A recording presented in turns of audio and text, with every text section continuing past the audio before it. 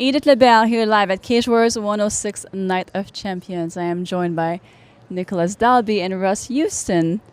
You guys didn't get the result you wanted, no contest, but it's clear that I have two champions in front of me. This was the best fight night I've ever witnessed, and you guys were definitely the cherry on top. What do you feel? How do you feel about your night, about the fight? Well, I think the analogy of a cherry on top is pretty fitting with all the blood and the red color. But yeah, it was a cracking fight. Even being there, sometimes when you're in the fight, you don't really see it from the outside. But I know from being in the fight, it was a proper one. You know, I'm glad. Cage Warriors saying this is the biggest show in history. Me and Nicolas were honoured to obviously to get the main event slot. I'm just glad that we could put on a show and entertain the fans.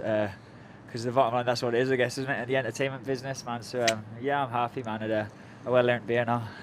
Is it safe to say that there's no more bad blood for now, since you've left it all in the octagon? Was there any bad blood ever? It was just banter. You know what? In a rematch, we couldn't. we couldn't. Aren't you? Just a tiny bit behind a keyboard. Yeah, it's funny. Nah, man. You know what? I'm still relatively new to this game. That's 9 fights I've had. I was watching Nicolas fight years back in UFC, Cage Warriors. So I had massive respect for Nicolas, but in my mindset before getting a fight, I don't like to get too nicey, because then I'm a bit slow in the cage, man. So you could probably see through it, man. Experienced guy, but yeah, there's no bad blood, man. He's a good guy. How can I not respect another man and brother who puts their life and body on the line, man, to entertain the fans? And I love that you both kept your promises. You said you would be back better and better, and you said you would smash Nicolas Dalby. You both smashed each other, but still, you both kept your promises. What do you think about that?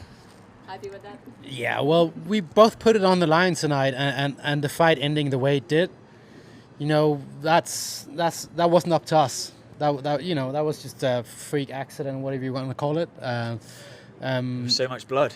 Yeah. It was ridiculous. So, we both put it on the line. We both did everything we could, I feel. Yep. So the fight ending the way it did, that's out of our hands. We did everything we could. We put it on the line. So, yeah. And quick question for Russ. You said before you didn't want to fight in Copenhagen, but I feel like you would make an exception if there was a rematch for the UFC. Yeah, that might change my mind a wee bit. You know what? Oh, yeah, that's right. So UFC fight is okay, but Cage Warriors not. I had a pretty heavy Christmas over December, man, so that didn't help the case either. But you know what? Everyone's dream is the UFC. Nicolas experienced it, and he's obviously at that level. I'd like to think I'm at that level as well. So it's out our hands, man, but I think it would make for a good rematch in UFC. Nicolas' experience, he's been tearing through people in the Cage Warriors welterweight division. I've been beating people and obviously come up against a killer like Nicolas, man, so maybe we can move on and let the fresh blood come through, man. That'd be really nice.